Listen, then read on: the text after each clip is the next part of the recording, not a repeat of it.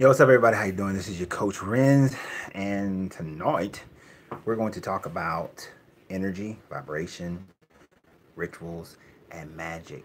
Um, just a little bit here.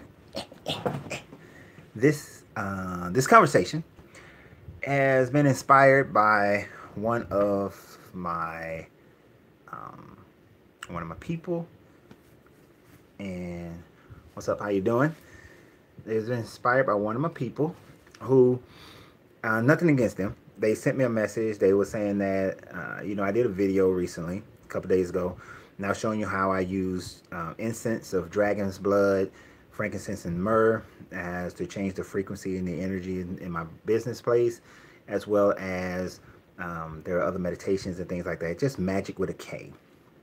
And their statement, they were saying that they hope they're not offending me. And just I told them that they didn't. They didn't offend me because, I mean, we can have a difference of opinion. That's fine.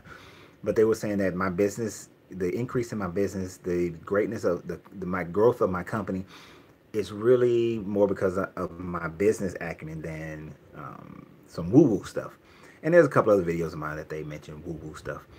Um, I don't mind having a difference of opinion with people. That's fine. That's fine with me. And so I take no slight towards this person. I hope that they continue to subscribe to the page. I hope they continue to participate on Patreon. I hope you guys do so as well. I hope they continue to super chat. I hope you guys do so as well. I really I don't have any malice towards them at all because I believe we all can have differences of opinion. But it inspired me to have this conversation with you guys tonight. This conversation about vibration, energy, rituals, and magic. Simply because for those of us who do accept that as a possibility of it within the existence of consciousness, within the existence of the different um, realms of understanding, I want us to be able to explore that. You see, for me, I've seen what we call rituals. I've seen what we may call magic and things like that. I've seen vibration and energy change in so many different areas that it's not something that I can ignore, nor will I ever call it. And I'm not picking on him, but I just like the term woo woo. I've been using that like all week, saying woo woo. But so don't be offended because I use your term, and I'm not going against you. We're good. We're good. I want to make sure they understand that we are good. I'm fine. But let me give you a little bit of things that I've studied and researched in my life, things that I utilize, things I understand. If you've ever played a sport before, what do you do before the game? Right when you come out, right when you're getting ready, what do you see? Like in the NBA, they getting in a circle and they jumping up and down. And they're getting hyped, they're getting excited. Before a football game, they come out and they got, what was the guy for the Baltimore Ravens? I can't stand him, but he had his rituals that he did. He was a Q. I forgot his name, linebacker. But he had his rituals. He had his things. He had his ways of doing things to get himself excited, to get himself motivated. But it was also something to get the other team recognizing that he was ready to go. He was ready to play. But it was a ritual that he performed to change his energy, to change his frequency, to prepare him to be able to do function now in the task of what he was about to do.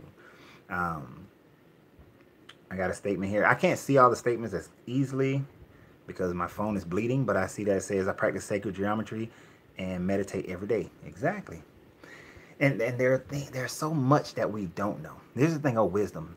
The wiser, the more I know is how much I realize I don't know.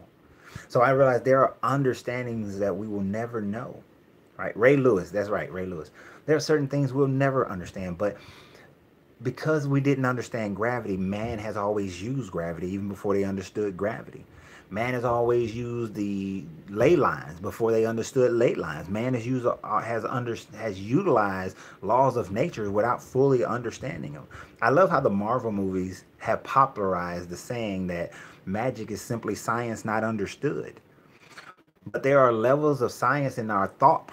Our thoughts are the energy of our thoughts, the vibration of our thoughts that create and manifest things.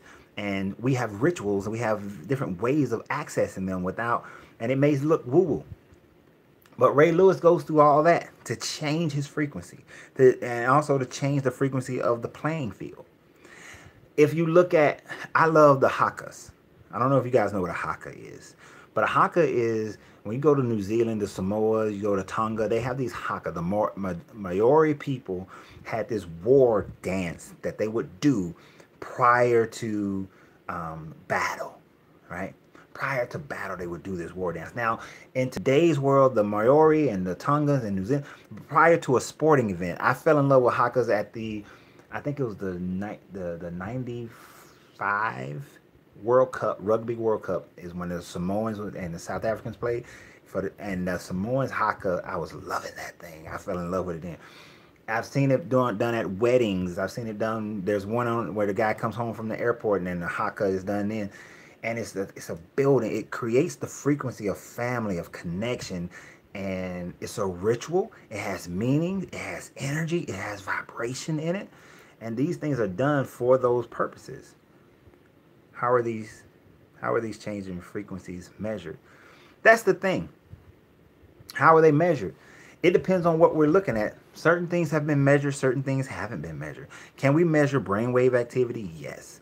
There was a video. I don't know where it's at. You can just Google like plant feeling emotions or plant on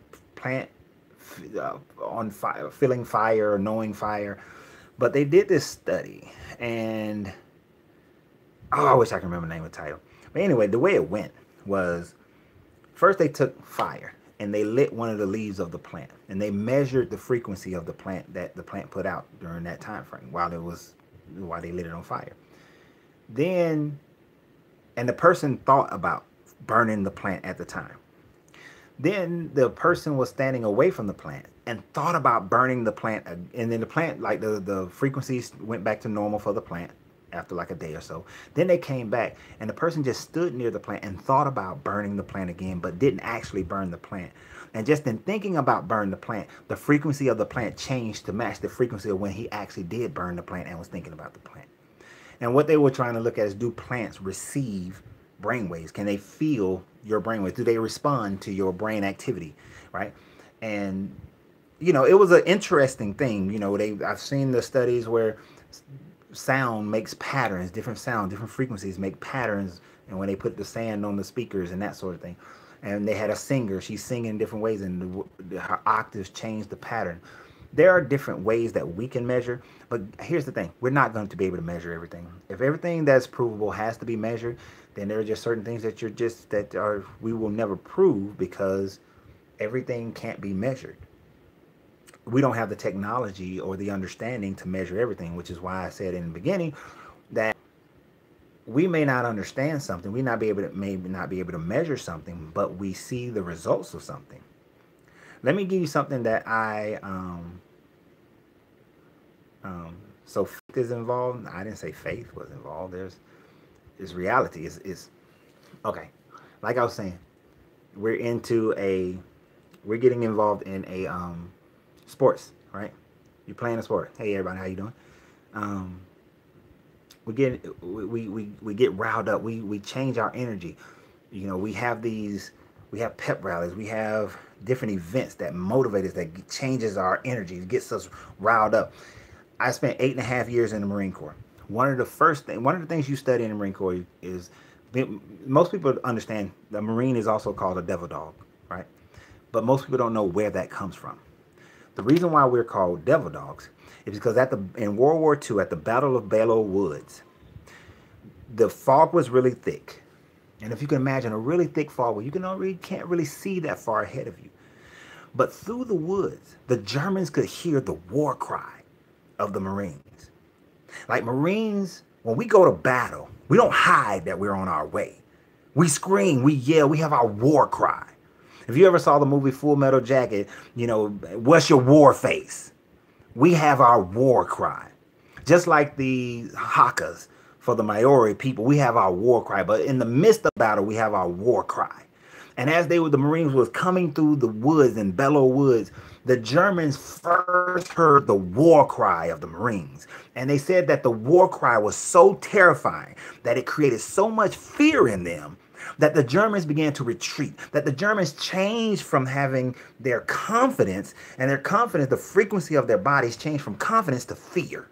And that fear caused them not to fight as the Germans had previously been fighting. And the war cry of the Marines proceeded ahead of the actual Marines, and they easily defeated the Germans at the Battle of Belleau Woods. And from that day forward, Marines have been called Devil Dogs, Tuffenhaunden. We're called Tuffenhaunden simply because of the war cry, the vibration of the sound that the Germans heard that changed the way that they functioned in battle. So when you say, how do we measure? We can't measure everything, but I can look at the results. I can see the results. And even when a person has faith, when a person's faith in something, when a person's belief in something is strong enough, that energy that they're emitting, that frequency that they're emitting, that faith, that, if you want to call it faith, it changes their universe. It's like I was working with a client for years trying to get her to understand that until she changed the frequency of her mind, changed her belief in herself, that she can accomplish whatever it is. And she was a Christian woman, so I told her, you got to believe, like, everything you believe in. I need you to actually believe that it could happen. If you believe that it's God, believe that God can make it happen. If you believe it's Jesus, believe that Jesus can make it happen. Believe that the God and the Jesus that's in you can make it happen. But she couldn't believe that. She wouldn't believe that. And for years, she kept yo-yoing. I kept firing her, like, because I'm not working with you if you can't believe in it. And then she finally had an experience that was so heartbreaking that she finally believed in it. And when she finally believed in it, she got it done. A year later, she lost 100 pounds. I can't measure her faith. I can't measure her belief. But what I can do is measure the results that she received once she actually believed in it. I've seen that with people I've trained who are Islamic. I've seen it with Buddhists. I've seen it with every walk of life. I've seen it with people who were traumatized as children, traumatized by friends, peer pressure, all those things. I've seen it too many times that I can't measure by the actual frequency, but I can measure by the results of when they actually change the frequency of their mind. And here's the thing about it. The reason why I said this is vibration, energy, and rituals that leads to vibrations, energy, and rituals and magic is because it all occurs, it all happens because of the things that we're doing, the rituals we perform, the ways that we change the different things we do to change our mindset. You got to understand, everything you do is a ritual. If you're not receiving something in your life, it's because of your rituals. If you're hitting the snooze button over and over again, snooze, snooze, snooze, snooze, snooze, snooze, snooze, and you wonder why you're always late to work, and then when you're always late to work, you wonder why people don't promote you, you wonder why you still keep having problems, because your rituals is causing you to vibrate lower. And because you're vibrating at a lower rate because of your rituals, then you have no magic. People don't feel your charisma. People don't feel your energy. Your energy is not good energy. They don't feel connected to you. They don't feel like you're a good part of the team. They can't work with you. They don't want you to be a part of it because your energy, your frequency ain't right. But if you change your rituals, you get up every morning, the snooze button go off, and you don't hit it. You just, alarm goes off. Put your alarm in your phone. If your phone's your alarm, put it in your closet. If it goes off, you get up. You get out of bed. You stretch. You meditate. You pray. You whatever your rituals are, you do whatever it is that wakes up your vibration, gets you going, that causes you to know, like, if you can't really see all of this, but I started doing 30 days of I am, and it's like I'm past 30 days. I'm like 38 days now. But I just keep doing it. I just keep doing these. It's just a ritual that I keep doing. And every day, and whatever the I am is, I focus on it all day, all day, all day, all day, all day. I focus on it. Now, if I had to do it all over, if I do it again, when I do it again, I'm going to switch it. I'm going to have one I am for a week. One I am for a week. And focus on that one I am for the whole week. And here's the thing about vibrations, energies, rituals, magic. If I put one I am financially responsible. And I put that into my focus every day. When I wake up in the morning, I stretch. So if I wake up in the morning, I am financially responsible. And while I'm stretching, I'm meditating on the fact that I am financially responsible. When I sit in my meditation, I am financially responsible. When I'm driving down the street, I am financially responsible. When I'm at work, I am financially responsible. If this is going on in my mind all day, 7 days, then my actions will follow suit. Because the rituals, the energy, the vibration that I'm putting in place, my magic, is the fact that I am constantly reminding, constantly changing my frequency, changing my energy to I am financially responsible. I am financially responsible. I am financially responsible. I am a loving husband. I am a loving wife. I am a great loving father. I am whatever I am. It's all about those rituals. Reginald said, I'm late. What's the topic? uh, Vibrations, energy, vibration, energy, rituals, and magic. Like I said, I did that. I burn incense. Part of my rituals, part of my magic. I'm living La Vida Loca. Part of my magic is that I burn incense. Tomorrow, Monday, I'm going to my favorite little metaphysical store, Phoenix and Dragon. It's my favorite because it's only like 2 in Atlanta anyway.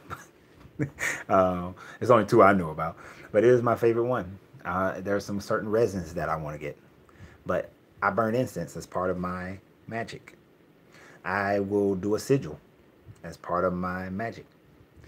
It is not that the sigil is a ritual. The sigil is a symbol that represents a thought, that represents our energy, that represents, a vibration. It represents a frequency. And all I'm doing, I'm taking that frequency, I'm taking that symbol, and I'm making it a part of my daily ritual, and I'm processing it so that it enters into levels of understanding that I don't have. I don't, like I said, I don't need to understand ancestral magic. I don't need to understand white magic, dark magic. I don't need to understand, how everything works. Jim Rohn once said that some people are gathering the fruit while other people are too busy studying the root. Not that you shouldn't study the root, but you got to gather some fruit. Sometimes you just got to see the branches and the fruit from the fruit on the tree, and then gather that fruit and say that, you know what? I'm going in here and getting what's good. I'm going in here and I'm gonna get from the universe what it can provide me. I'm not worried about does my magic, am I doing this magic ritual? Is it benefiting me? Is it not benefiting me? Not those. It's not how I want to say it. Not that it's benefiting me. I may not understand it. I may not understand how it works, but it doesn't matter. I'm gaining the benefit from it. I'm gaining the results of it, right? As a personal trainer, when I was a personal trainer on my gym, people come in. Did they need to understand everything that I know? Or did they just need to go through the rituals that I was teaching them in order for them to lose the weight? They didn't need to know that calories in minus calories out equals your weight, and that the different type of that fat calories have is 9 I forgot what the numbers are, but 1 gram of fat, one gram of fat has more calories than, is like 9 calories, and 1 gram of carbohydrates is like 4, and 1 gram of protein is like 4. They didn't need to know all the math behind it of your body mass index and the water, and they didn't need to know all the math. All they need to know is these are what your meals should look like. These are your portions. This is the number of calories you have to eat every day, and this is your workout regime. That's what they needed to know. Did it matter? As long as they got the results. So we don't have to always know everything. Can you explain your explain your perspective of magic, what it is, and how to use it? Can anyone use it? So I have 2 ideas of magic.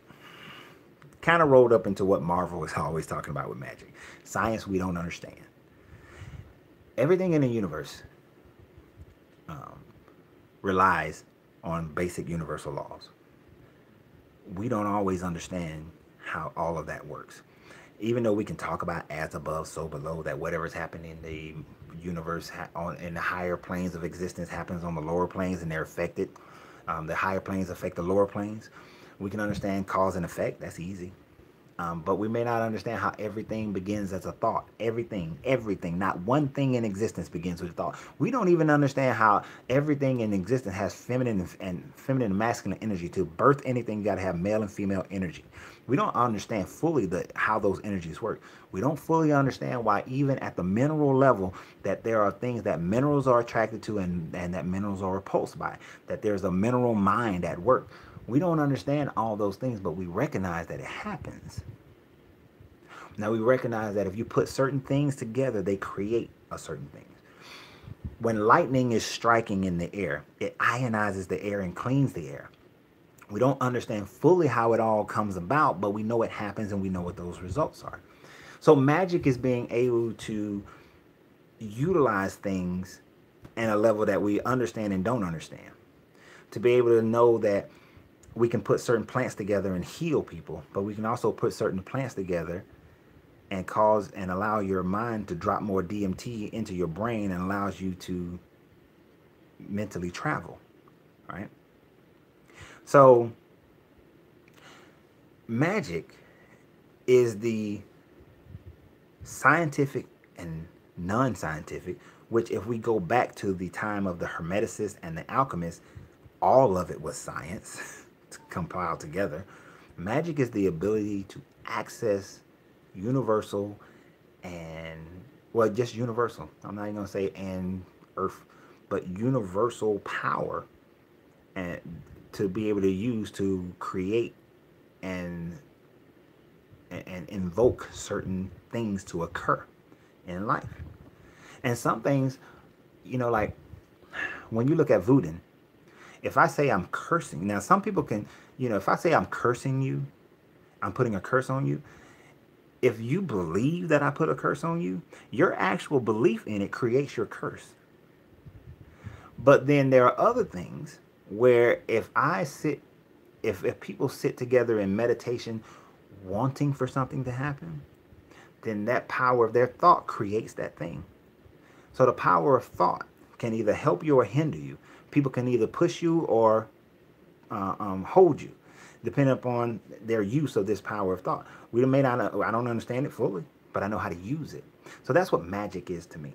It's being able to use the universal laws in order to manifest in life whatever it is that we want to manifest at this existence or the next. Right? I'm glad you. Hey Tina, how you doing, young lady? Reginald said, "You're right, Coach. We have been duped into believing polls, science, and all this new life is simple, and you stay away from the media." All right. Now think about that. What Reginald Griffin just said. The media. The magic of the media is to keep feeding you information to control your thoughts. Right? If they can keep feeding you negativity, with all the like with everything that happens in a day, the same 15 stories are told over and over and over and over and over again all across the United States and all across the world. Same 15 stories. No matter what country you're in, whatever that country is, Germany, Spain, South Africa, China, they're going to tell the same 15 stories all across their land. They're using their media as a magical weapon to control your mind. I'm going to feed you and feed you and feed you that the economy is horrible. I'm going to feed you that black people trying to kill you. I'm going to feed you that the police is killing everybody. I'm going to feed you that, you know, whatever is going, that immigration is the death toll to America. I'm going to feed you and feed you and feed you and feed you and feed you the same stuff over and over. And you take it and you take it and you take it. And now your mind is saying that the world is crumbling. The world is crumbling. My finances are horrible. I'm never going to advance. I can't get ahead. That the man is against me. That all. And then your actions dictate that. They pulled a hocus pocus on you.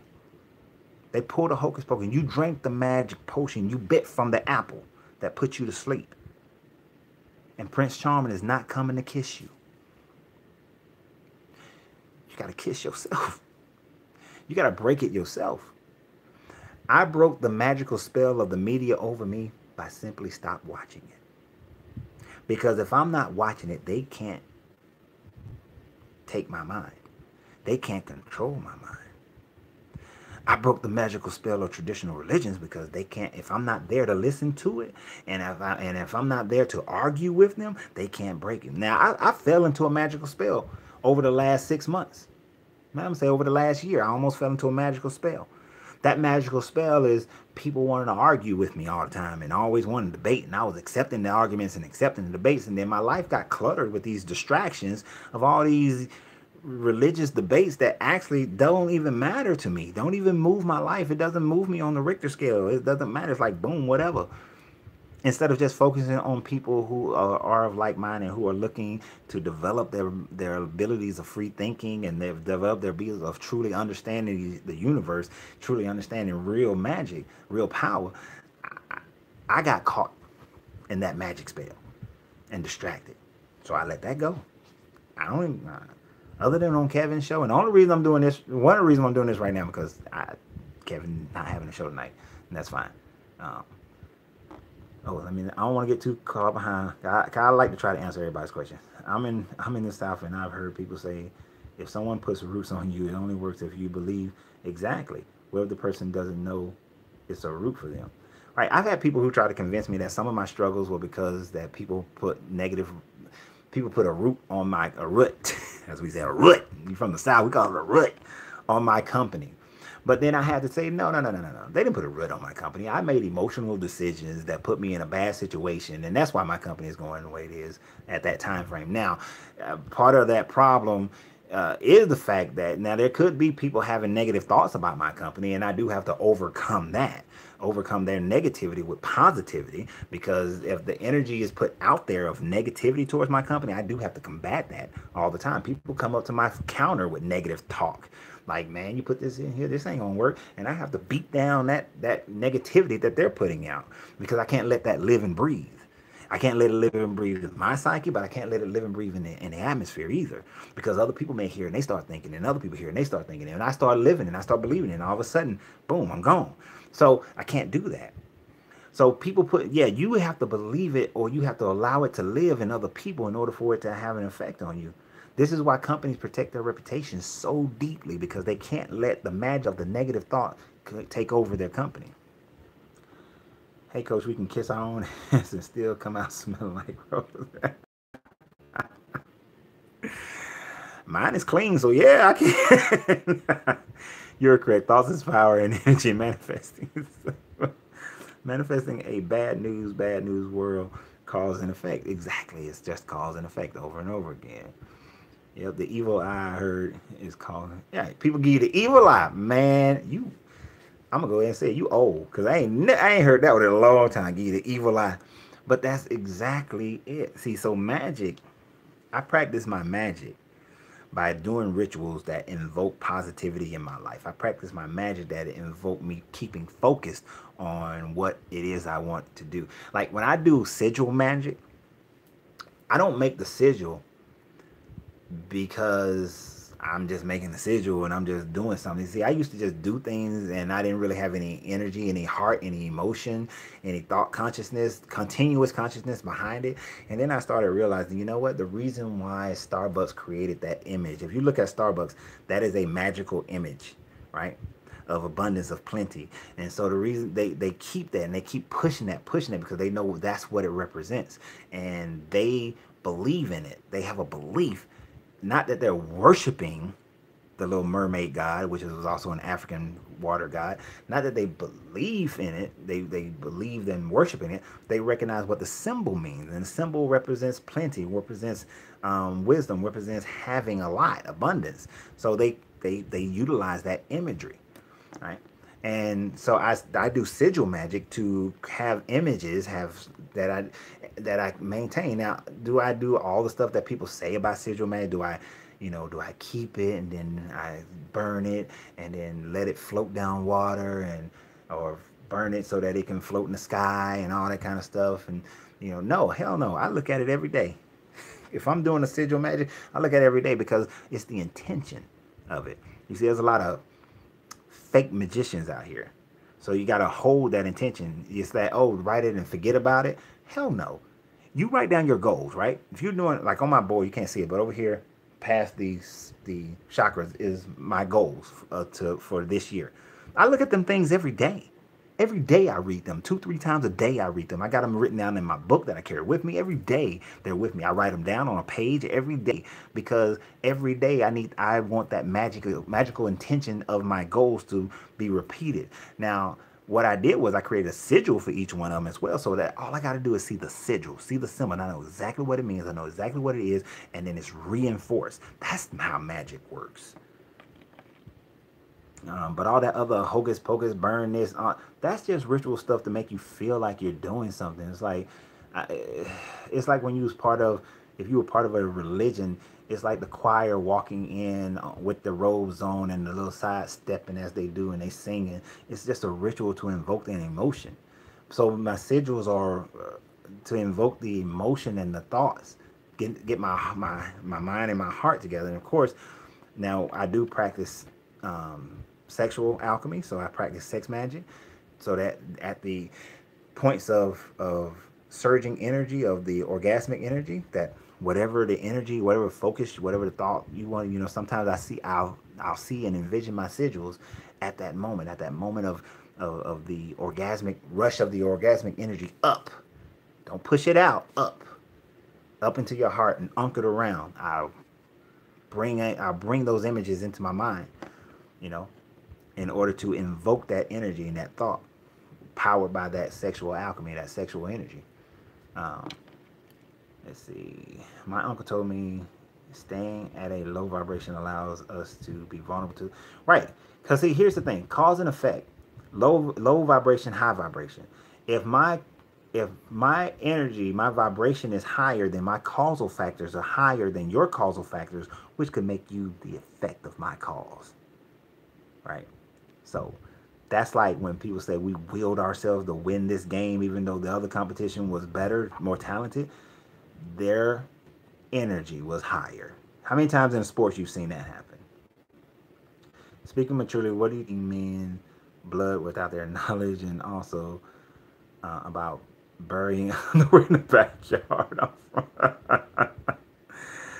I mean, here's the thing: there's life in blood. I'm not going to deny that. We know that there's life in blood. People have known for centuries upon centuries upon centuries that there is, for millennials, that there's life in blood. Now, this idea that people didn't discover that until modern man discovered it, that's bull. There were people in ancient times who were discovering that. Now, there were people in the Middle Ages, Dark Ages. They had to hide it from the church. So there's energy in blood. There's energy in blood. So I would always have to say, what is the energy they put in that blood? And when you ingested it, does that energy become part of you? Yes, it does. Just like when you eat a cow that was distressed when it was killed, you are accepting their energy, that fear energy into you, that stress into you. So yeah, I will agree that is. But now the part like, oh, if they put the blood in your spaghetti, the menstrual blood, it cause you to stay with them or something like that. It's the intention that was put in the blood. So truly, whatever that person really is what you're getting. That's my thoughts on that one. I appreciate you seriously, and I'm no young boy. Keep on. Oh, thank you, brother. I appreciate that.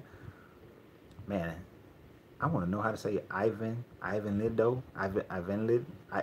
Man, that's a hard name for me to say. Everywhere I'm from, the South American country. Oh, that's why I can't say it. Called Suriname, and they give me a menstrual without their knowledge. And people do that to trap you. Now, see, here's the thing. Don't drink the Kool-Aid, for real, for real. Hey, how y'all doing? Hey. It's all about the intent put into the blood. It's all about that intention that's put into the blood. Can that intention cause that? Yeah, but are there other vibrations that are stronger? Let's say you are very passionate, and let's use sex for an example. Let's say you're a guy. Some woman, she put her menstrual blood in you, and she did a ritual over it, and she put the intention of the blood is to keep you trapped, and she performed her magic and had her meditation over it, and she put it in your spaghetti. You ate it, and you feel compelled to stay with this woman. You don't know why, but you also have a vibration in you that has filled with an emotional and a mental attachment to oral sex, but she's just not performing it and won't do it, and you're just longing for it, and your energy is growing and growing and growing about it. Your thoughts are growing about it. Your frustrational energy is just growing and growing, and then finally you just like, forget this, and you leave. It may have taken you longer than it should have, but your energy grew strong enough to leave. How much energy you put into something is what you're going to get as a result. So the more energy you put into something, the more likely you are to walk away from it. So you gotta That's why it's so important for you to keep your energies going. Your rituals, your daily rituals are so vital to success. If you read any most success books, they're going to tell you that most successful people have daily rituals. They have daily things that invoke their energies to be higher, to increase their vibration towards whatever it is that they want to accomplish and have in their life. So regardless of what other people are doing, how strong are your vibrations? How strong is your energy? That's what we're looking for. I'm still feeling good from the Atlanta Fun. Yeah, that was a great night. I wish you guys could have been there. That was awesome. We had a good time. I mean, we went way over time too. Can you override it? The higher or positive frequencies, right? Yeah, you can always. The higher vibration is always going to win. The higher energy is always going to win. The one that's vibrating the most. Hot will always beat cold if hot is hot enough, right? Cold can't beat hot. Ice is not going to beat heat. It's going to melt. You know, the lower vibration will always lose. My sister told me today about a woman she did not know telling her things she could not know, and she was spooked. I did not know what to tell her. I mean, there are psychic energies out there. People can read your aura. People can read your energy. They can read your... Some people can just read your body language and tell you things about you. And then when they're telling you, if your body language responds a certain way, then they know they're on the right track, and they keep telling you and keep reading you and keep reading you. So sometimes you tell yourself, you tell on yourself from people. Now, some people are just like that, whereas other people, they do read your aura. They read your energy, right? But I think very few people are or adept, ascended master enough to be able to just peer into the timeline, to peer into what's going on in a person's life. I think we can mostly read a person's energy and read their body language. I have a life, but damn, I miss you. Miss you, Kevin and Jamal, when you're all getting your presentations together. I know Kevin is going through a lot right now, so when I didn't get anything from him today that we were doing a show, I didn't bother. I'm not going to harass him right now. I know he's going through a lot. I talked to him on the side. Do you have chakra guidelines? Yeah, I have chakra guidelines. My chakra guidelines, very simply, is you have to know what chakras are, what blocks them, when you know what blocks them, you know how to release them. So because it's the opposite of what blocks them. And then what vibration and color that they respond to, so that you can unblock them and get them into the right flow. So those guidelines, I did a whole video about it. It's like an hour long or so about that. But being able to unblock your chakras allows your energy to flow, flow correctly. And I do think that most people are lying to themselves when they say the crown chakra is open, because that means you released all your earthly attachments. And that one's hard, to let go of all your earthly attachments. But won't ice cold and heat? Okay, so like they've done comparisons where if you have a constant heat and a constant cold, constant heat will win. The constant flame, the heat will become greater and always defeat the cold.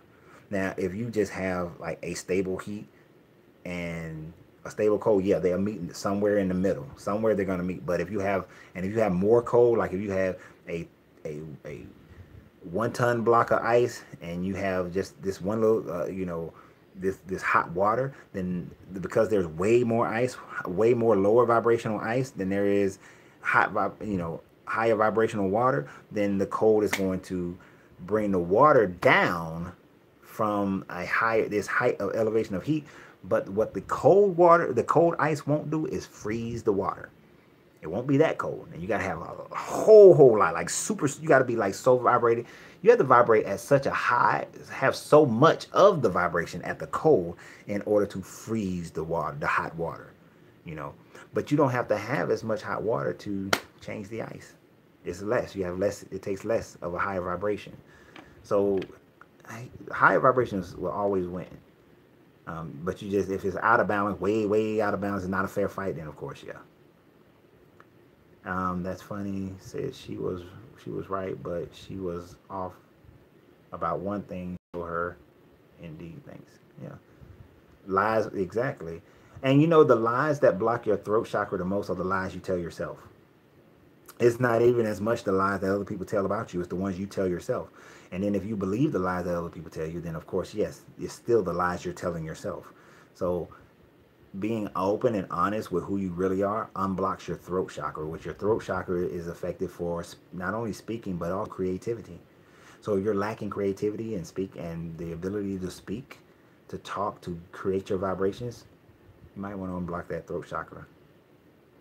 Energy is always available in abundance. 5G or Gwen towers can mess with not only your sleep, but also your energy points. You got to explain that a little bit more, Victor, please, for me. I don't know as much of the name of, I don't know those titles. Let me go ahead. Because I'm always looking to learn something new.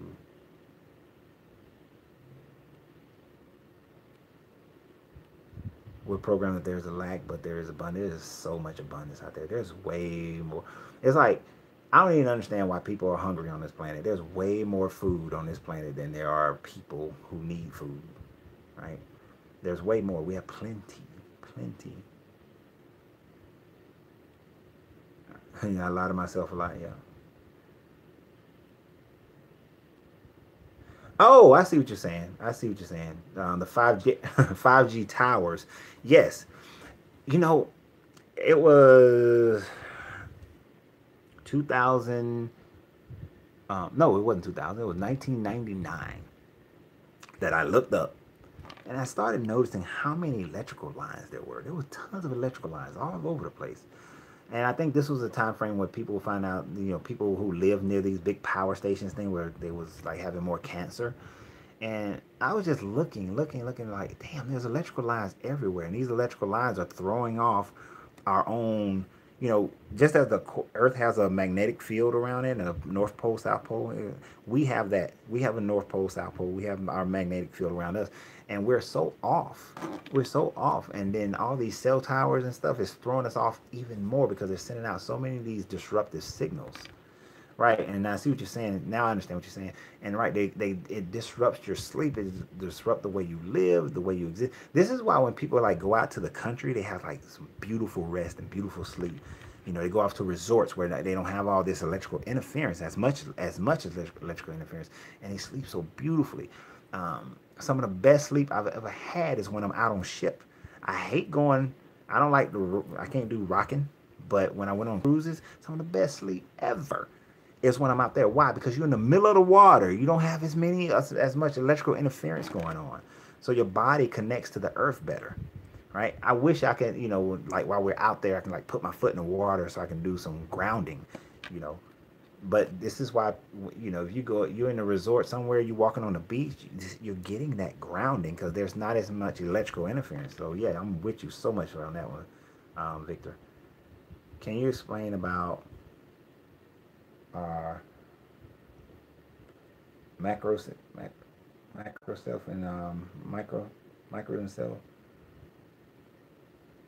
Now, if I understand what you're meaning on that one, give me more information on that one. I haven't used those terms before. That's why I'm not understanding completely what you mean, Smooth, because I've never used those terms. So I want to make sure that maybe I know what you're talking about, but I don't use those terms. Like I always say, guys, I have no problem admitting when I don't know something. The lottery makes average people millionaires every day of the week. So do TV game shows. Yet we got starving kids. You know, before I came on here and did this one, I was doing another podcast for another channel. And on that channel, it's a relationship channel. One of the things I talked about was the fact that money really shows you who you really are. It really shows you who you really are. It's a magnifier, right? And people, if you aren't trying to help feed poor people before you got money, you ain't going to help feed poor people after you get money. You're just not. You may do it out of guilt sometimes. You may do it because somebody asked you to be a part of a charity and this friend of yours or whatever. But if you didn't feed the people before, you ain't feeding the people after. If you lavishly spent money before, you're going to lavishly spend it after, just in a bigger format. So Those things just mean you just keep doing the same stuff. Reginald, did you ever get a chance to research? Actually, I have not. I never researched shungite water. There's a water purifying water. I didn't. I have to research that about yourself.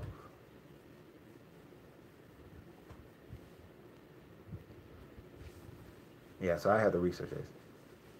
Oh, hey, Riri. Oh, thank you. Thank you. I appreciate that. Thank you for the gift.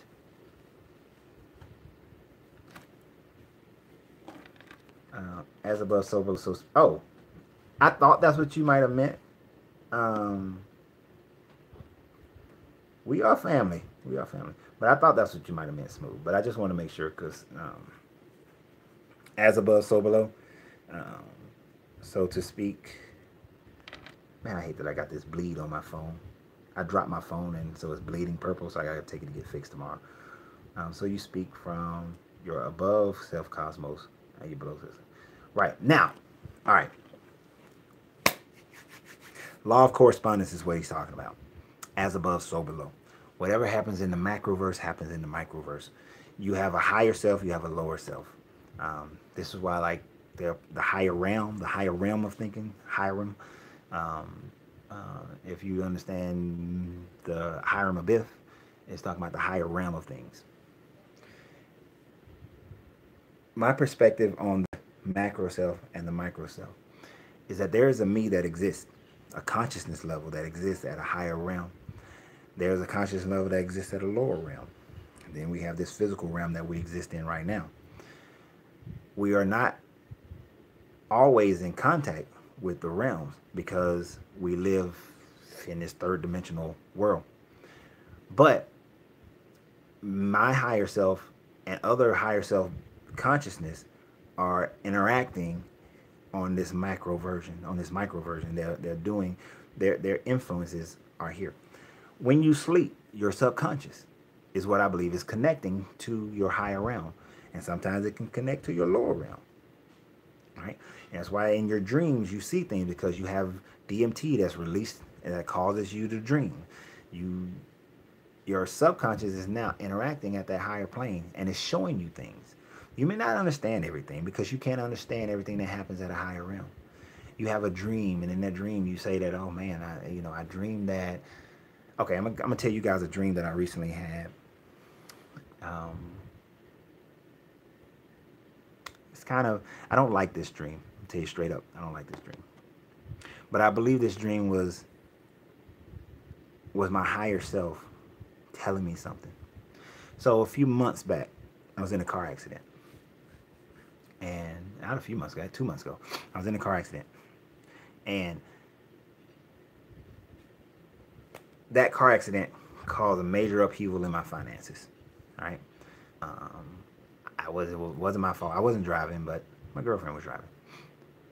I had to spend a whole lot of money for the car, for this whole situation, and the whole situation threw her finances off. So I spent a lot of money in helping with her finances.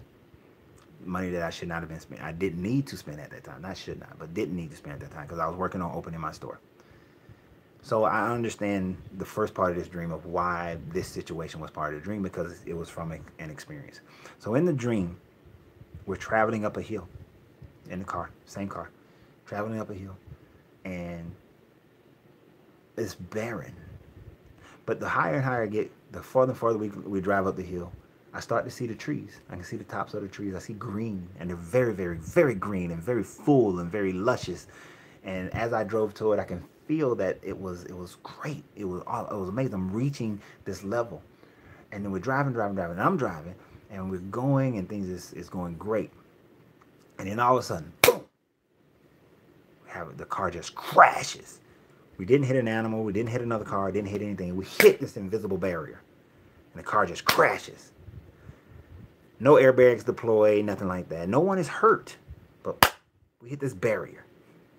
And it's invisible. I can't see it. But I can see like the half tops of these trees, like a quarter top of the trees. And I know I can get there. But then I look over, she's fine. But then I get out of the car and I start walking up the hill. And as I walk up the hill, I easily pass through this invisible barrier. The car can't go through the barrier. She can't go through the barrier. But I can go through the barrier. And I go through the barrier and I reach the top and I see nothing but beautiful green lush, and it's all encompassing to me. I believe that my higher realm self was saying that you're in a vehicle right now that won't get you there. That nobody else can get you there. And I can't take somebody with me. I can't make somebody go there with me. But that this is something that I must climb myself.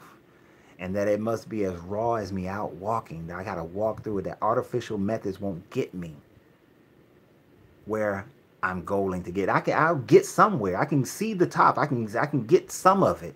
I can get a quarter of it, but I can't get it all.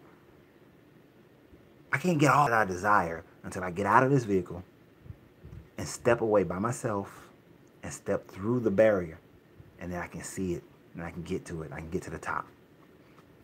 Now, some people may even say that you can't get there with everybody in your life. Maybe you got to leave people behind.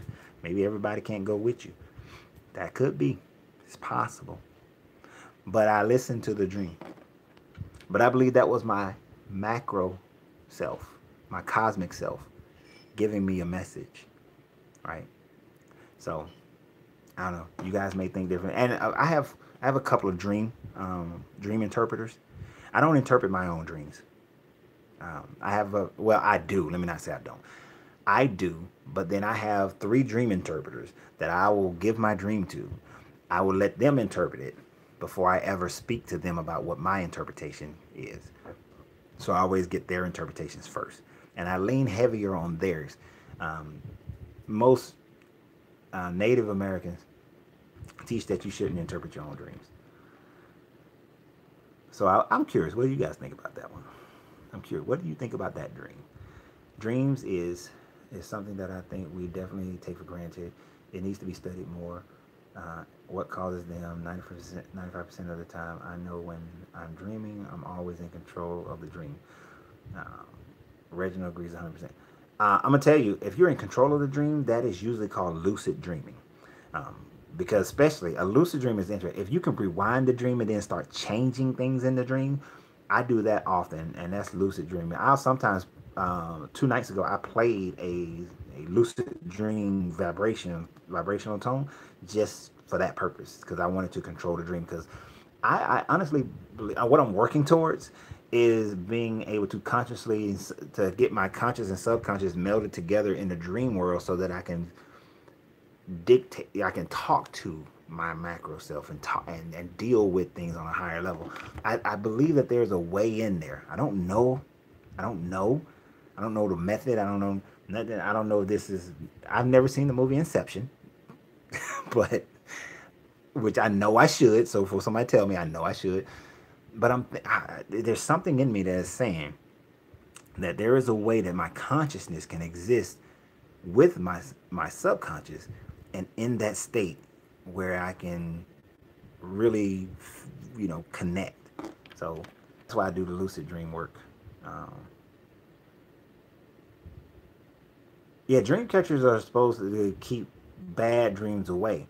But see, I don't see bad dreams as bad dreams. I see them as warnings. See, I hit that barrier, that invisible barrier. I hit that thing. And let me tell you guys, this part I left out. When I hit the invisible barrier, I felt it. Like literally for a split second, my consciousness woke up and I felt the impact. I felt my body shake, right? I felt the whole thing. And my body shook, like in the physical world, like like in the real. And I felt it. But then I was like, for that split second, and I immediately was back into the dream. And I, got out, checked on Shay, and got out the car, looked at her, looked at the car, saw that front end was smashed up, and got out the car and just walked through the barrier. But I physically felt it. So to me, the bad dreams are warnings. They're things to listen to look out for. Whenever I'm about to get killed, shot, or hurt, or arrested, I just wake up myself. So now there's no such thing as a scary dream to me. Right, you're going to wake yourself up. Like that falling dream, every time I'm falling in the falling dream, I fall, and every time I get close to the ground, I elevate right back up. And I fall and I elevate right back up. I never hit the ground. Now, some people say they hit the ground and they wake up. I never hit the ground. I just keep going up and down, up and down, up and down. Um, I think your dream was to show you that you're on the right path, but that it's a big challenge. I can respect that. That is one of my dream interpreters did tell me that I'm on the right path. I'm moving, but it's not going to be easy, and it's going to take more out of me than I expect. Have you ever heard of spirit animals, Coach? You know what I'm mad about spirit animals? All right, so I have two spirit animals. The first one, I don't mind. It's a tiger. I don't mind having a tiger as my spirit animal. The other one is a penguin. And I know penguins, they have their attributes of loyalty and, all these, they have great attributes. It's just, being a Marine, a penguin, and after my first spirit animal was a tiger, I'm like, really? Really, a penguin? But yes, and one of my actually smooth, one of my dream interpreters, she is Charmin. She's a shaman, and so spirit animals are big things, big things. If my dreams become overwhelming for me, I can easily eject and wake up, right, and eject from the dream. That's called lucid. That's called lucid dreaming. When you start to be able to control the dream, that's a lucid dream. Sugar causes me crazy dreams sometimes. Sugar can stimulate the activities in your brain real fast, and so you can have some whacked out dreams. But that sugar can also cause your brain to go into a slight kind of, not like ayahuasca or DMT would do, or what's that other stuff that you can get, that you can use to go into that state. I can't think of the name of it. But yeah, sugar is an amazing crop, especially if it wasn't had all the little refineries and all that poison added to it. If it was just raw, it's an amazing thing. Like everything, the earth produces so many things that could do so much for you. I had a dream that I had a rat in my house. So I believe to be a person who was acting like a rat in my house. I guess someone has to go. And that could be you have a rat. Now, not everything that we look at, I want you to go and research what a rat represents. And don't just look at one tradition. Don't like to, okay, I'm going to look at what the Hopi Indians say about a rat and bam, that's it. Look at what a lot of different traditions say about rats, and understand them. Because, like, I am so saving a conversation that I want to have, because the last thing that me and Kevin did, he switched it at the last second, and we were supposed to talk about serpents and eagles. Man, I want to talk about them serpents. And your thing about a rat, when you research serpents, you can't come away thinking the same way we currently think about serpents in our society. When we break down serpents and eagles. But don't ask me about that, because I'm not gonna get into it. I gotta find out from Kevin when we're gonna do this thing so that I can. But it's been hard. I've been holding on to this for like 2-3 weeks. I'm talking transforming animals, man. A pigeon can mean that you are in tune with yourself. Similar. Okay. But that dang. No, I didn't say a pigeon. I said a penguin. A penguin. Yeah, so. I like the tiger, but not the penguin. Actually, I'm sorry. I said tiger. That was somebody else who was a tiger. It was a jaguar. Sorry. It was a jaguar. Not a tiger. It was a jaguar. Which I know is still of the feline family and all that kind of stuff, but it was a jaguar. And then the penguin was the other one. Human hybrids may be too many. Man, you having human. That would be interesting. I've never had a human hybrid dream. That would be. I wonder if I can induce one. I might be. I'm gonna see about inducing a human hybrid dream tonight. All right, and I'm gonna let you guys know if I do.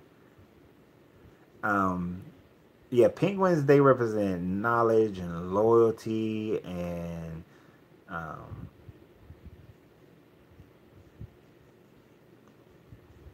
what is it? It's like knowledge. It's knowledge, loyalty, um,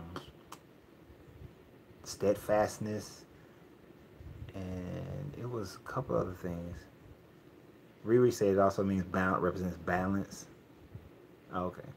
Oh, and she said penguins, not pigeons. We dream even when we are awake most of our lives. There is no true conscious. We are machines that are influenced by outer experiences. And we do dream. I mean, that's why we have the thing we call daydreams.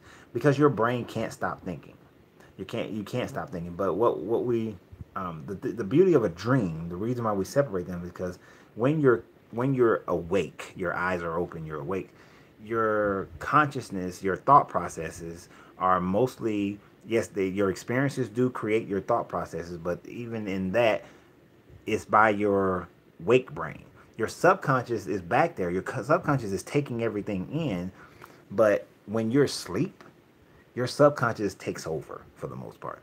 90% of everything that's going on is controlled by your subconscious at that part. And unless you're doing lucid dreaming, you're not controlling it. And even in the lucid dream, you may be able to control the dream to a certain extent, but there's always things going on that's out of your control. Where you are, who's in there, what's going on. There, you start controlling things as they're happening, but you didn't control what got you there. There's like a little gnat thing in here. I'm going to kill it. This drive me crazy. It kept finding my face. I meant to say shapeshifters in my dream once. Yeah, that'd be kind of cool. And I like all this I like sci-fi, so that'd be kind of cool to have some little shapeshifters in my dreams and whatnot. Um, I wouldn't mind that. But dreams are a wonderful thing. I've been working on dreams for a very long time. Like what I hate is that I believe that deja vu is your dream state being able, because like time is a river they're always running in a circle. I like that statement. It's a Mithraean statement that time is a river that's always running in a circle. The ability to pluck out certain time frames to enter the river at different points and be in two different points of the river at the same time is kind of like a mental time travel. So I believe that deja vu is at some dream level, you're able to touch into the river of time and see what's coming, what's happening. Because time is not this linear construct that we have. It's an impossibility. If you were on Jupiter, how old would you be? Your revolutions around the sun are completely different. If you was on Mercury, your revolutions, you'd be much older. Your revolutions around the sun are totally different. Now, would that affect your age? Would that affect how long you live? Would it affect all those things? We don't know. But I would love for there to be a colony on Mars and be able to study, are people living longer on Mars because their revolutions around the sun are longer? So a year on Mars is different than a year on Earth. Does that has any effect on how long you live? Because that would greatly change our construct of time. And then when you talk about folding space, like being able, I know we watch Star Trek and Star Wars, and they got warp speed and light speed, and I forgot what the Star Wars people have when they, when all the lights come by. God, I can't remember. But how does that, folding space, being able to traverse great distances of space, not by going straight through linear, but by folding space in more of a fourth, fifth dimensional platform to be able to move from one galaxy or one end of the galaxy to the other. Great theories, love to explore them, but time, love to explore time. And I believe deja vu is you seeing something, you folded time somehow. I don't know how, but somehow you folded time, and that's why when like deja vu is happening, it's like you're like a split second, like a split second of what's about to happen, but you really can't do it. I've gotten better. I can do it to the point where if deja vu was happening right now, I can say somebody's about to walk through that door and they're gonna ask me for the keys. Like I would know that, and then it'll happen. But to be able to know hours, weeks, days, months, years ahead of time, that would be something. Cause then I'd be looking for some lottery numbers. I just kidding. Yes, I actually would. because money would magnify me, and man, y'all don't want to see me magnified. You are so right. I'm studying these subminds now. Yep, I got that subconscious mind, or that's the mind to know. That's the mind that actually, I believe, touches the higher realms, touches those dimensional planes that we just can't and don't fully understand. Scared the hell out of me. Oh, turned to a serpent. Man, I'm telling you, if you do a study on eagles and serpents, just smooth, go do a study on eagles and serpent, and I guarantee you won't be afraid of serpents. Now, I'm not saying you're going to go start handling snakes and all that kind of stuff, because let's live in reality. A poisonous snake is a poisonous snake. But think about it. We using the poison of a snake to make the anti-venom for the snake. So effectively, I got to poison you to heal you. If you think about when I think Riri said about rats, most snakes eat vermin that destroy. You know, rats will destroy your house. So I used to live in Brandon, Florida, near this place called Lake Raurico, and I got rid of all the lizards around my house. Like, I got rid of all the shrubbery, because I'm from Georgia, and all that dang shrubbery bush stuff down in Florida irritates the hell out of me. I thought it was ugly. So I got rid of all this shrubbery. My neighbor said, don't get rid of all that shrubbery. You better keep it, because that keeps your lizards and your little small snakes. And I was like, I don't want those around my house. He's like, yes, you will. I got rid of it anyway. Hard-headed, right? Got rid of it. All of a sudden, water bugs, in Georgia we call them cockroaches, but water bugs start all of a sudden. I'm seeing them in my house, around my house, all that kind of stuff, right? I'm pissed now. Why the hell I got all these damn water bugs? I got a clean house. So then my neighbor said, remember, you got rid of all your shrubbery, and got rid of all your little small snakes and the lizards. They eat those. They keep those from, uncontrolled, but you got rid of them. So I had to grow all that dang on shrubbery and stuff back again. Serpents, lizards, and snakes kept the cockroaches or water bugs away from my house, because I live like it was my house, across the street was the other guy's house, behind his house is the lake, and so yeah, it kept those things away. Yeah. Didn't get rid of the alligators that I'll find in my dang on pool every blue moon, but still, it got rid of. It took about 8 months, but all of a sudden the water bugs went away. So serpents. So when you do your study on serpents, I want you to notice what countries' emblems are serpents and which ones are eagles. Just saying. Just do it. Do the study, and then that way you'll be ready whenever me and Kevin do it. Could they be say, aquatic life? Oh.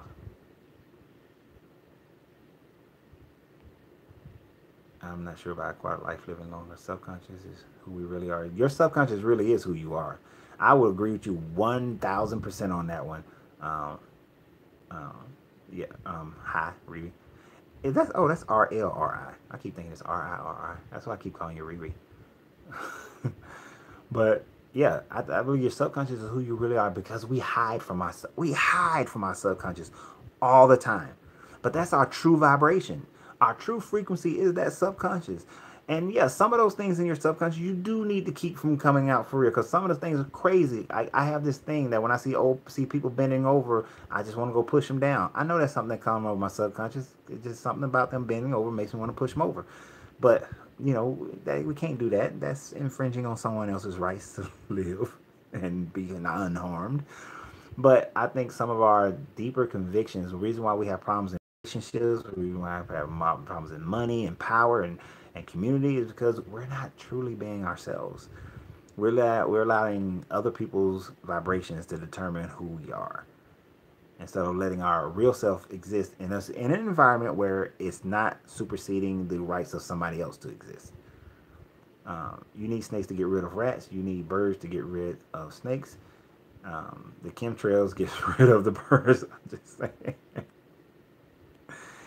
Yeah, but some birds, like eagles, are always at war.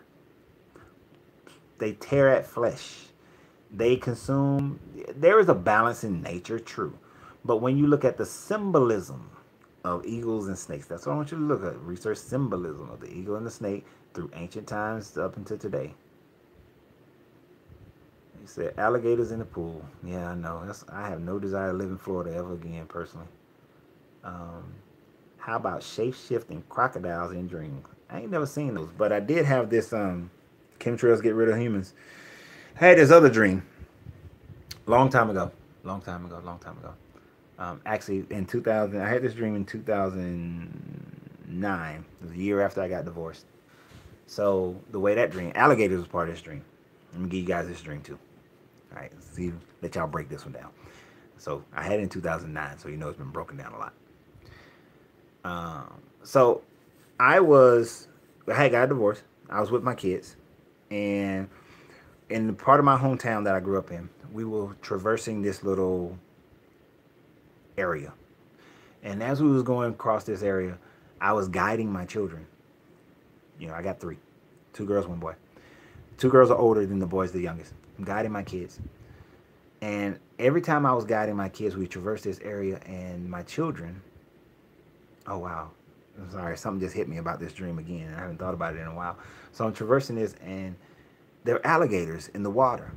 But as long as I'm guiding them, my kids get through it safe. But then, years and years and years go by, and I'm older. And my kids are going through this area again. The girls are not having any problems, but my son decides to leapfrog the girls and say that he's going to lead them through. And as soon as he starts leading them through, alligators come up and they grab him, they pull him in. Now the girls are trying to save him and pull him out, and I'm in this limousine, and all of a sudden I'm trying to get out the limousine, but I'm going so slow I can't really get to him. So I'm going and I'm trying to get there, and the girls are trying to pull, and the alligators pull my son under, but I grab my girls and I pull them away and I guide them to safety. But then other big massive alligators come and they just ripping my son apart, and they're just ripping him apart. You can imagine this dream freaked me out. So I called their mom. Now their mother she is me and her big time about dreams and take them for real. Like 2 years ago, my kids didn't go on my family vacation because she had a dream about the family vacation, so I didn't let them go. That's how serious her and I are about dreams. So I interpreted this dream. I had like 10, 15 people interpret this dream for me because this dream is so important, right? Essentially, as my son grows older, he's going to try to take my position and lead the girls. He's going to feel like he has to man up.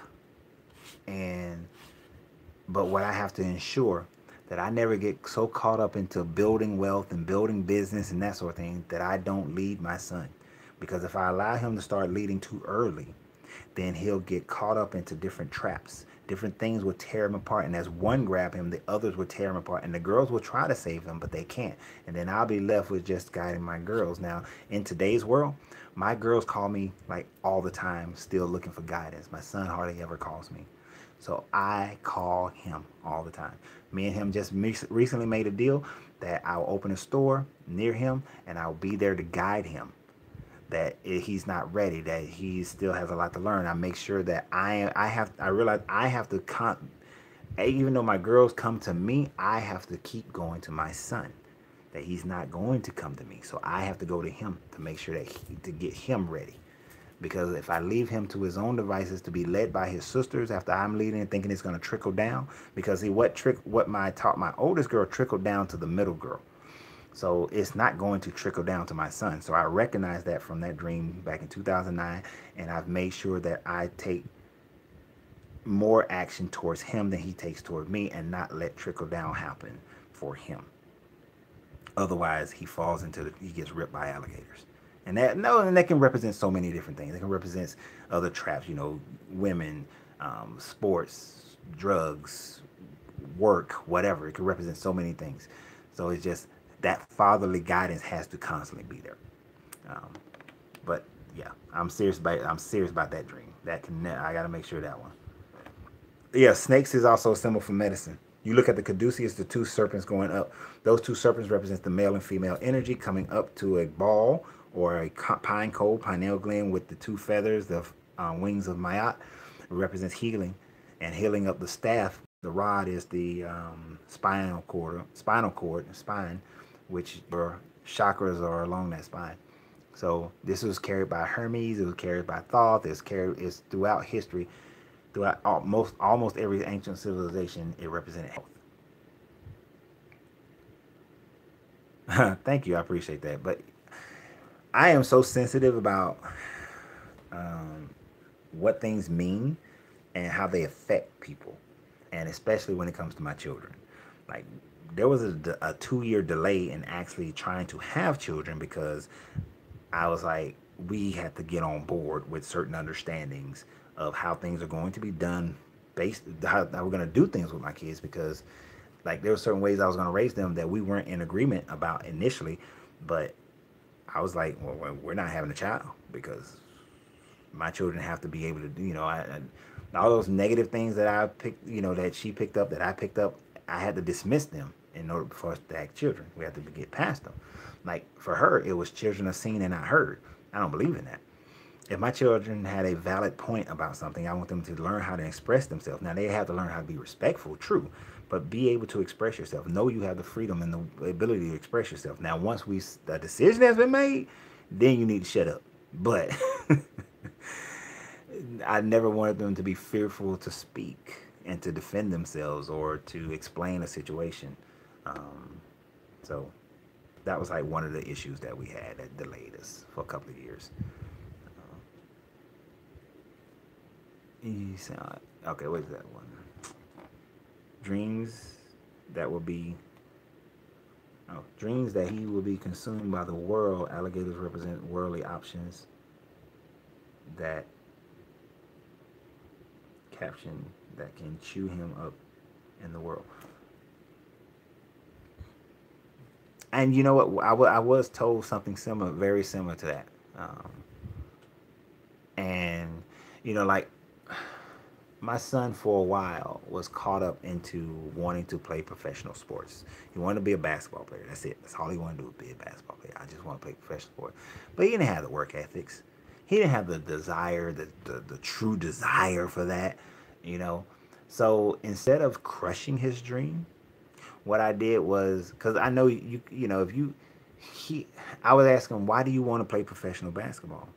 And his statements were, well, I get to play basketball forever, and you get the money and you get all of the fame and all that. He wasn't in it. His mind wasn't there for, it's just something. I love the sport for the love of the game.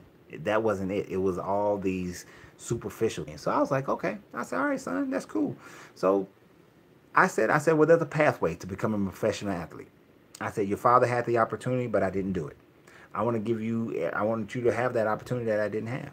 So I'm going to do for you what I had no one to do for me. So I started training him to get him to the level. I said, okay, well, son, these are your talents. You're not a great shooter. You don't have great handles. You're tall, but you don't have all that. So Dennis Rodman is the kind of player you need to look at. Bill Laimbeer is the kind of player you need to be watching. So I say, these two names, Dennis Rodman, Bill Laimbeer, I want you to study them. I want you watching video. Rebounding, defense.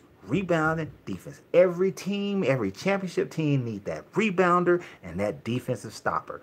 If you want to make professional sports, this is what. And I want you to, and Robert Horry, even though he has a great shot, I want you to watch Robert Horry because he's a glue guy. He's won championship after championship because he's that glue guy. That's you. That's your talent. That's your skill.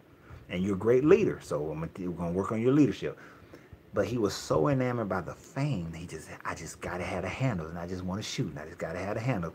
And when he first listened to me, he went from hardly playing to starting to, he was getting out there, and he was young at the time, but he would get like 12 rebounds and get like 12, 15 points on putbacks and things like that.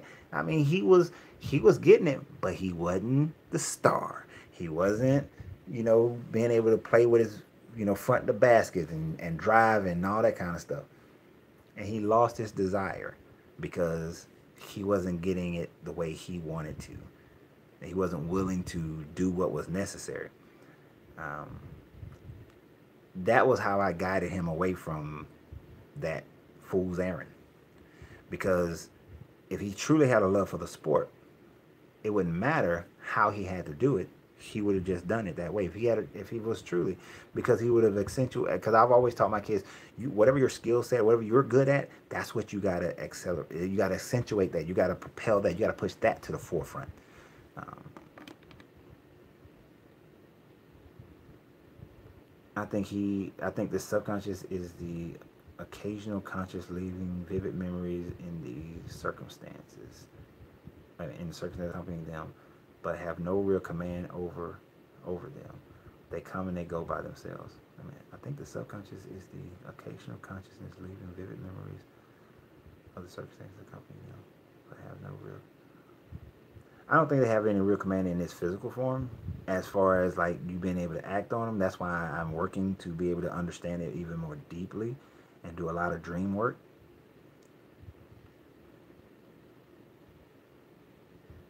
But I'm not sure I fully understand your statement. But I have no real command. I mean, because your subconscious come and go. They have basically a mind of his own. So I think I understand. I'm not sure. I must not, because I can't even formulate it correctly. Is this the real? Is this the real? Okay. I don't know why your "Is This the Real" makes me think of the Queen song. Is this the real life, or is this just fantasy? Caught in a landslide, no escape from. Oh, I never thought about that. No escape from reality. Open your eyes, look up to the skies and see. I don't know. Bohemian Rhapsody. That's you got me thinking about Bohemian Rhapsody with that statement. But is this life? Meditation helps me get to my subconscious, right? And for me, that's the whole purpose of meditating. Well, that ain't the whole purpose, but that's one of the purposes of meditating, to get into my true self. And I know I say true self because it's not like it's your conscious state. This state right now that I'm talking to you is devoid of your true self, but it's the incomplete true self. It's like one side and then the other side. It's one acts and then the other have its time. It's like Jekyll and Hyde, the conscious and the subconscious. The left brain, right brain. Like they can't commingle, but the pineal is there to bring the left and the right brain together, to allow you to see vision. I think it also is there to bring the conscious and subconscious together, which is why you have so many chemicals that are released from that pineal that affects your entire brain, not just part of it, but the entire thing. So I'm with you.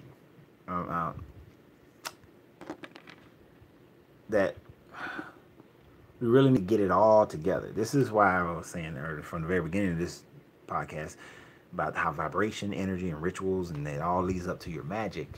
Your magic, it'll be truly magical if we were somehow able to fully connect in a conscious level with our conscious and subconscious. I mean, that's why there's a guy, I told him, he comes by my store often. He irritates me because he makes a trip every year to South America and to do ayahuasca, to take a trip, a DMT trip with ayahuasca. And I told him 2019, I'm going with him. I know I wasn't going to be able to go this year, but 2019, I'm going. You got to go through a process. You got to fast. You got to diet, eat a certain diet, get yourself all ready for it, or the shamans won't do it with you. They won't let you do it. They're very serious about it. So, but I believe in my meditations and other ways. There's ways to get there as well. Do you think the hidden hand that's running this world now has about mastered their connections to the subtle or even superconscious? Honestly, where's my book? Hold on for a second. I'm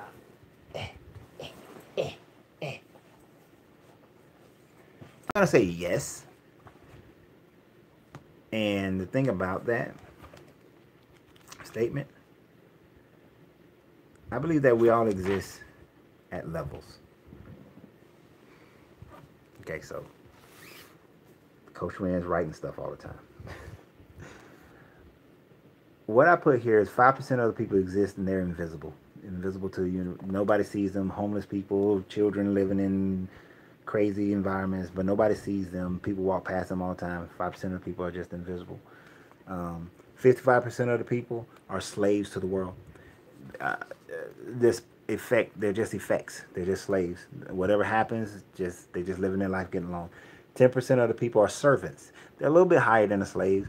You know, the if you think about it, the servants are with their master. They're with the master. They get to do some things. These are your like middle, in a business word, might be middle management people. But they have a little bit of power, a little bit of prestige. They have a little bit of control over their life, a little bit of protection. These people, 15% of the world are adept. They kind of know what's going on. They're maneuvering. They're not able to hit the higher levels of existence, but they're moving. They can make some things happen in their lives. Then you have 9%, which are masters. These masters, they are the ones who, they might be your higher politicians. They're the ones who know how to, they're congressmen, senators at the federal level. They judges. They know how to implement policies and make things change. They understand the vibration of people. These are your people who are the best at marketing, right? They know how to get you to buy stuff, get the masses of people, all these people to buy stuff, you know, or buy into stuff. They run the campaigns. Then we have our 5%. Now this is where we get to the people who control the world. Our 5% of the people are more gurus. They understand how the world works at a higher level, how the universe works at a higher level than these people.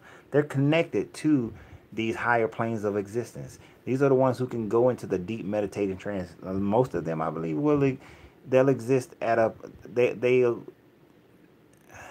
they can be good or bad, but they don't see themselves as good or bad. They don't see themselves as bad. They see themselves only as good. They see themselves as doing what's best for that. Their process, their plan is best for everybody. That this is where everybody needs to go, and then what they're putting in effect is for the betterment. Now, this 1% of the people, the ascended masters. These ascended masters, who represents about 1% of the world, those are the ones I believe who are controlling the world. Those are the ones who have reached that state of understanding where emotion is not a part of the plan. Being ruled by emotions, that being ruled by the opinions of society or the world, who recognize that sometimes you have to let masses of people die in order for the humanity to continue. I know that sounds crazy for me. Some of you guys may hate that I said that. One of the things I loved about Avengers Infinity War, I understood Thanos. I understood exactly what Thanos was saying. That on this planet we consume so much and don't replenish and replace, that we are so caught up in consuming. I understand that depopulation we need to control the growth of population on this planet. We're at almost 8 billion people on this planet. There's too many babies being born on this planet, and people are starting to live longer. We're going to kill the planet. Now, do I think that we depopulate? See, that 15 and 9%, they would depopulate by saying we need to get rid of poor people, we need to get rid of black people, we need to get rid of Asian people, we need to get rid of white people. They would section people off in groups. Where I see the character of Thanos was at that 1% ascended master level, is that, now of course he murdered people, but is the idea that it shouldn't be based on race or class or anything like that. That we have to slow down. We have to slow down. And thought we were living shorter lives. No, we're not. We're living longer. Even though the next generations, those ones who are like 13 years old and younger right now, they will live a unhealthy life than we are. But so they're still in line with the universal law. They are in line with the universal law, but here's the thing about the universal law. They don't care. Universal law doesn't have emotions. It doesn't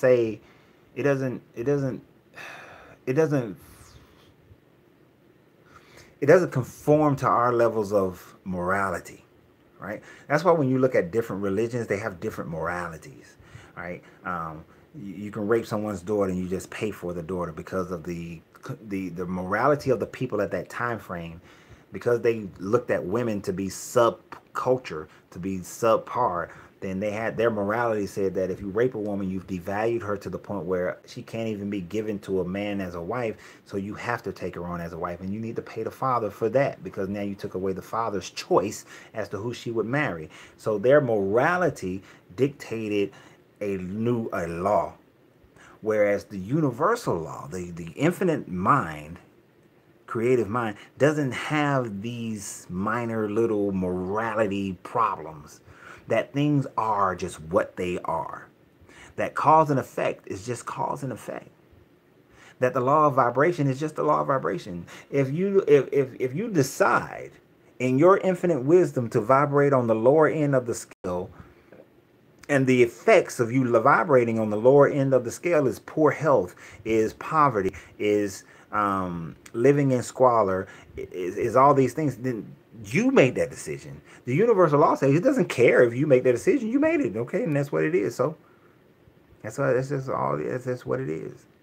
So as a culture, as a world, if we make the morality of if we vibrate at a lower place where we don't build a world that supports the world, to support the people in it, then there's no morality about it. That's what we're doing. But somebody at some level has to say that we're destroying our own ecosystems, and we need to do something about that.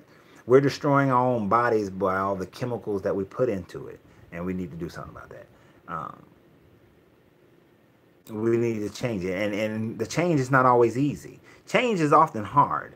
To change something means you have to get uncomfortable, and most people don't want to get uncomfortable. If I became president of the United States, there are so many programs that I'm getting rid of.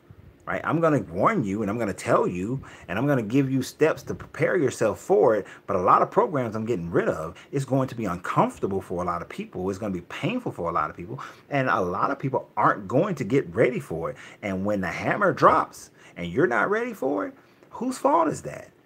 Am I going to sit up there and feel bad and try to sleep horrible at night because I got rid of all these welfare and programs, and I've drawn it down to where only widows, orphans, and the handicapped are only the people who get opportunities at these programs? But all these able-bodied jokers, if you don't figure out if you don't utilize everything I put in place to help you to be able to fend for yourself, at the end of the day, if you choose not to do it, I'm not worried about the fact that now you're living homeless. You had the opportunity to change, but you chose not to. Why should I feel bad about it? But I know that we would be a better country, a better world, if people understood how to take care of themselves better. People will call me evil. They will say that I'm against black people, I'm against poor people, or I'm against these people or that people. Get over it. I don't care, because my mind doesn't worry about what other people think or how you perceive me. So how does what you say tie into the age of Aquarius? Now that's good. Because see, here's the thing about going into a golden age and going into an age, because the age of Aquarius is represented by the man pouring out a pail of water, pouring out knowledge, pouring out opportunity, pouring out abundance, pouring out life. In order for us to get into that age, we have like the hardcore change I just said. If I would part of my plan would be, I'm going to teach everybody about the 7 cures of a lean purse. I'm going to teach you about budgeting your money. I'm going to teach you how to make money, how to invest your money. I'm going to teach people exactly how wealth is built. I will put that program out there, teach you for a year. I'm going to also give you opportunities to make yourself more valuable. I'm going to teach you the 5 rules of money. I'm going to teach you that. I'm going to put that out there. I'm going to make sure that you're able to learn it and you're able to get it. We're going to figure out ways for you to be able to utilize those laws and all that kind of stuff. It's going to be there. There are other programs that I'll put in place that will create a ton of jobs for people to be able to have, but you got to be willing to go do it. Now, a lot of people aren't going to do it. They're going to think that, there'll be something out there to save me. But there won't be. There won't. and they'll be called evil, and I'll be called mean and mad, all kind of names. But at the end of the day, when people are back to a state of mind where they're teaching their kids, and kids go to schools and learn about, when kids are in school and they learn about economics and how to build wealth so that they can take care of themselves. It's not about everybody being rich, it's about being able to take care of yourself. When people are learning how to better take care of their health, because that's going to coincide with it, and people are learning how to think freely and think and learning how to use critical thinking. The first generations, this, like, if I did that now for the next 30 years, there's going to be a lot of pain and suffering. A lot of people are going to fall off. A lot of people are going to rebel and be hurt. And then through their hurt, some of them are going to join in. But 30 years later, when you had a generation grow up from 0 to 30, and all they've ever known, I say generation, so 0 to 40, and all they've ever known is that there is no Social Security safety net, there is no welfare, there is no food stamp, there's none of these safety nets, because you're able-bodied and able-minded, that they won't even think about, oh, they'll grow up thinking, I must have a budget. Having a budget is normal. Living on less than what I make is normal. Investing 10% of what I earn is normal. It'll just be a normal thing for them.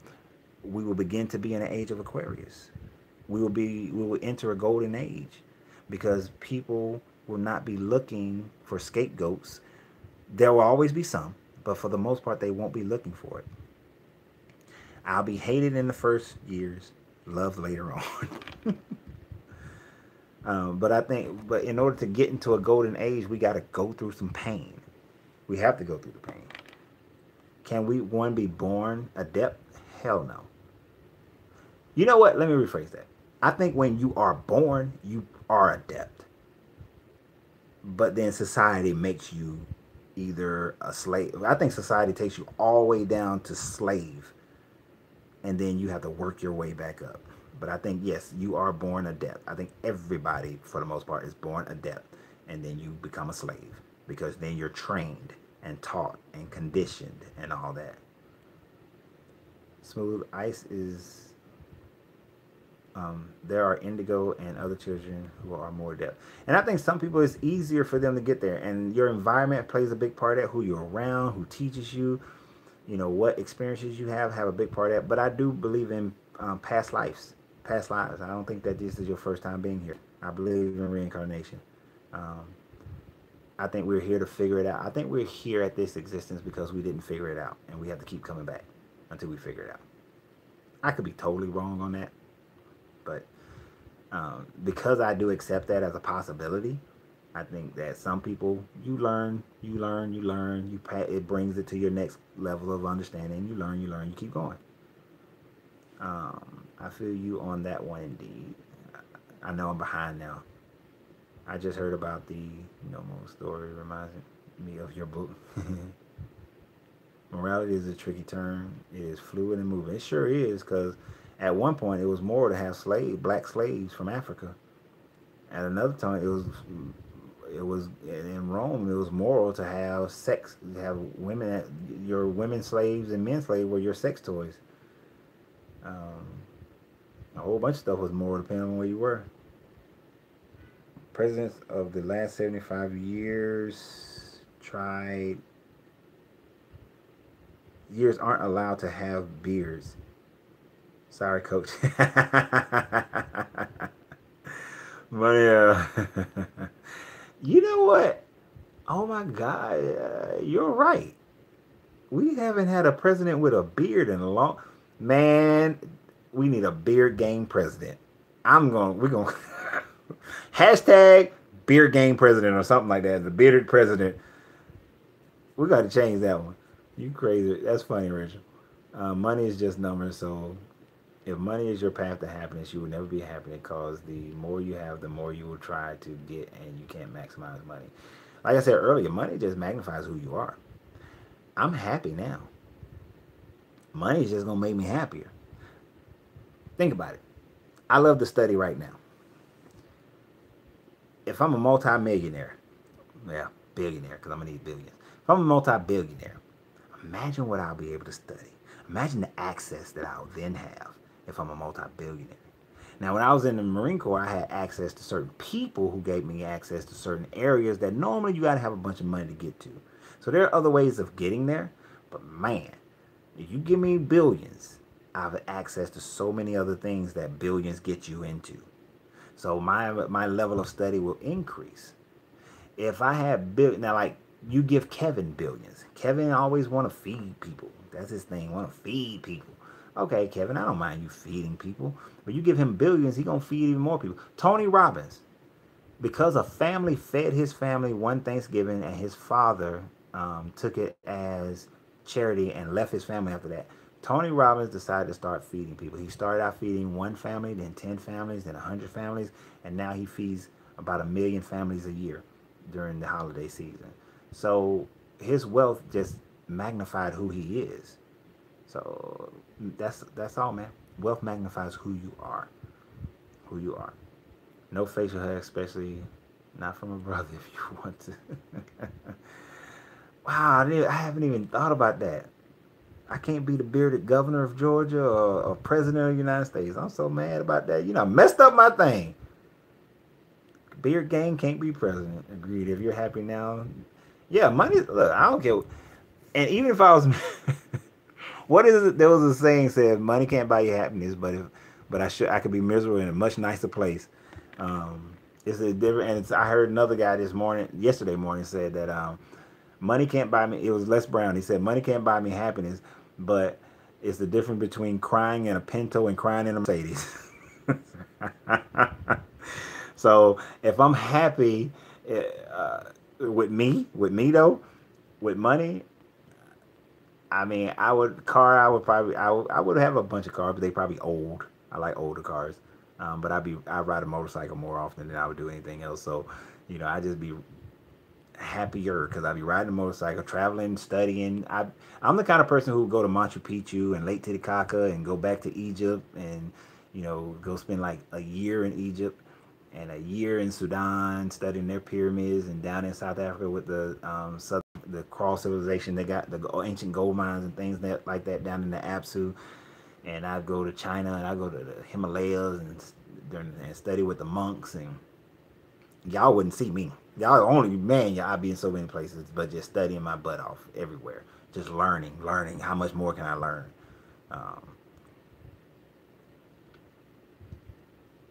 But that's what I'll be doing. Believe that there are seers in both. Yep. We are programmed. Money is the root of evil. That's the lie, that money is the root of evil. But even in the Bible, that was said wrong. That's been taught wrong. It says the love of money is the root of all evil. But see, it's not about loving the money. It's about loving things that the money can allow you to do. Like I said, if you love feeding homeless people and you get money, that's going to allow you to feed more homeless. If you love prostitutes and you get more by hiring prostitutes, and you're just going to love that some more.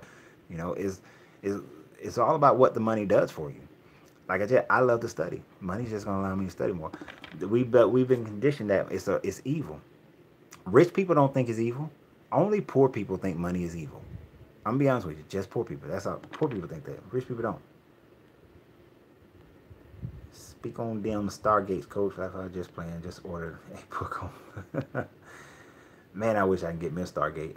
I would go. That's another thing. Oh, man. Once I've been all over this world and been into the deepest trenches, I got to go to space, man. Space is next. I got to have that $20 million to go to the space station. Right? I need that $20 million to go to the space station. Anybody, can I borrow it? Can I? No, I don't want to borrow nothing. I want to have, because you're not going to get it back. But I need to go to that space station just so I can see it. I need to just see it. See it. Just to be there. Right? And I need that money to be able to go and tell NASA I need access to the Hubble telescope. I need access to it. That's money.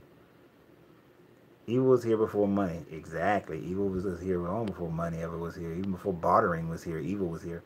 Even when they were using gold and silver as currency. Yeah, it's always been here. Yep, only poor people believe money is evil. But you're right. Evil has been here Six, the existence of the universe. But here's the thing about it: evil is a construct. The the the infinite mind is both good and evil, as we would categorize it. But what is good? What is evil? If Hitler had won World War II, would he be good or evil? Why would the world think of him if he won?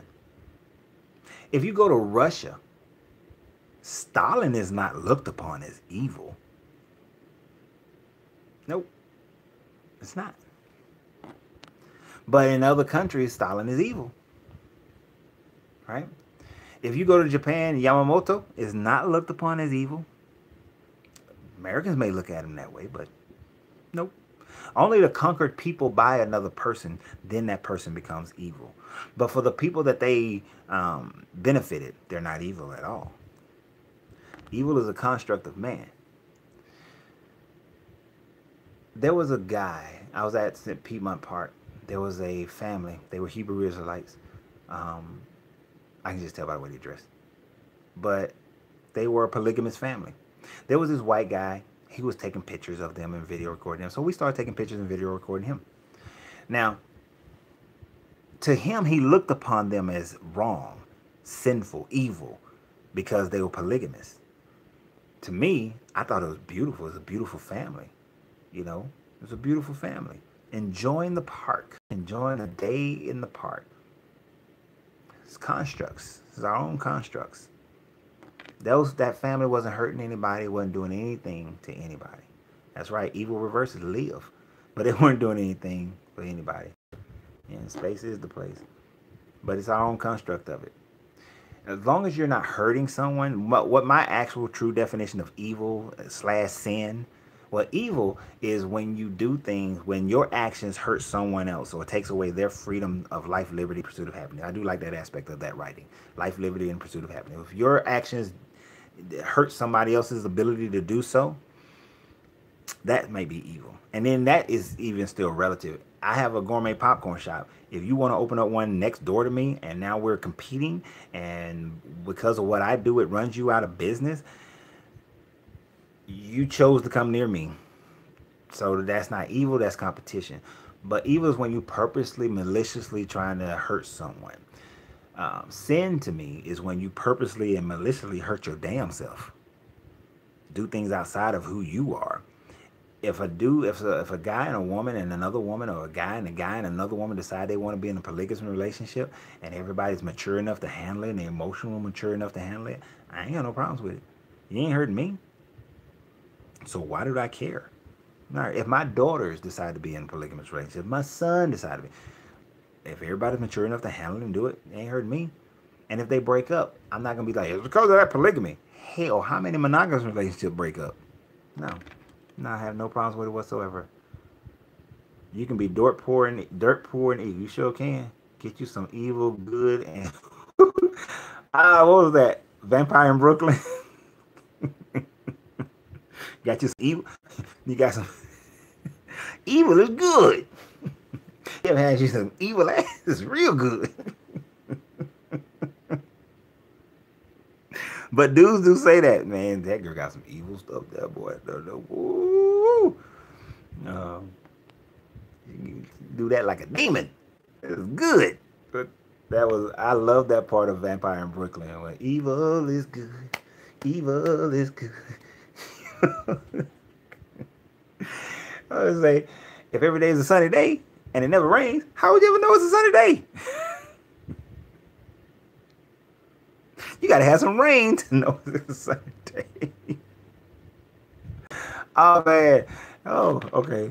All right, let me stop. Find the weakness in a good person and capitalize on it. That's evil. Yeah. Yeah, you taking advantage of the person. Not hurting me. Facts, exactly. Innerverse. Yeah, inside that inner universe, man. That's where it's at. What's going on in your universe? What's going on inside you? Inside the universe you're creating inside yourself. You know, that's a huge difference. But, oh man, we're going to start winding this down, guys, because I'm tripping on Vampire in Brooklyn. which to most people was a cheesy movie, but I liked that movie. It had a lot of good stuff in it to me. I enjoyed it thoroughly. uh, Flip flopping in ish. I don't know what you're talking about, flip flopping, but yeah. Let's get some any last questions or statements. Any last questions or statements? I do want to thank Riri for the donation that's going to go towards the constructing and facilitating of the Temple of Learning that we are getting ready to have our first meetings for here in Atlanta, so that we can start getting the charter and getting the mission. And first we're going to have to rent a space, but we have to quickly purchase a space, because purchasing the land, purchasing the buildings is going to be very vital to the Temple of Learning, because building wealth is very important. Uh, somebody said something. I forgot who. I think it might have been Jamar. I think it was Jamar, or it was Jamar or somebody. No, it wasn't Jamar. It was this other video thing I was watching. That's somebody sent me, and one of the things they said was, you have these people teaching about how you can change your finances. Some financial up in New York, how you can change your finances, changing, and you can buy the buildings, you can buy the land, but they're having all these seminars in places that they're renting. So this Temple of Learning, we will start out in a rented space, of course. Well, not of course. You never know what might happen in the next couple of months. But we have to buy. We have to purchase. A purchase must happen. I don't want to talk to people about building wealth and building their finances so that we can own our neighborhoods and control our neighborhoods and then get the hell on to Botswana and Haiti. I don't want to keep talking about that, and 5 years later we're still renting. That's bull. That's bull. If we're renting the first year, 2 years, okay, I get it. But we gotta buy. We have to buy, because I'm not going to tell you how to fix your credit, show you how to fix credit, how to build wealth, and then we're, as an organization, we're still renting? No. Hell no. We got to buy. And we're going to buy in the community as well. And then we're going to teach people how to buy everything around. All right? Exactly. Making someone else rich. So, I know we're going to have this first. I was talking to the gentleman who owns the space that me and Kevin did the seminar in, about meeting there. Of course, we can just meet there for any time. It doesn't really matter. And I told him, you had a coffee ready. Come buy coffee, and we're going to purchase some things from him. If he has the restaurant next door, we're going to buy food. I ain't paying for y'all stuff, but we're going to buy food and coffee. We're going to making a lunch meeting, or a dinner meeting, and start working, getting things organized so that we can have this Temple of Learning. I'm going to allow my financial programs to be owned by the Temple of Learning. Yeah, the Black Dot Bookstore in Lithonia, exactly. So, and actually Kevin has been working on, I can't mention it yet, but other than the Black Dot, we may have another place that we'll be able to use for, for other events as well. That's a high-end place, but we won't have to pay the high-end price point for it, but it'll give us a lot of good connections, because things haven't been solidified yet, and there's certain things that haven't been brought to the open, and the person is not ready to bring it to the out in the open yet. We have to hold off on talking about that and announcing it. But there's some big, man, I'm telling y'all, behind the scenes, I'm going to say it plainly, there's some big shit happening. There's some big shit happening behind the scenes. I think y'all are going to be very surprised that over the next 3-4 years, how quickly and how much growth this Temple of Learning is going to have. And I know my ladies and my guy out in Dallas, Texas, I know y'all are ready to get started, but let's get this first one here in Atlanta, get it chartered, get everything organized so that it's a box, and here's the box, here you go, and it functions. Okay, all right, but look out for that. If you're not on my Facebook page, on Coach Ren's Facebook page, please go over there and like that page, because that's probably that page in my regular Facebook is where I'll announce, hey, we're having a meeting, because YouTube is not good for that, for pushing, getting information that needs like immediate action. It's not good for that one. I don't think it's good for it. So yeah, let's do that.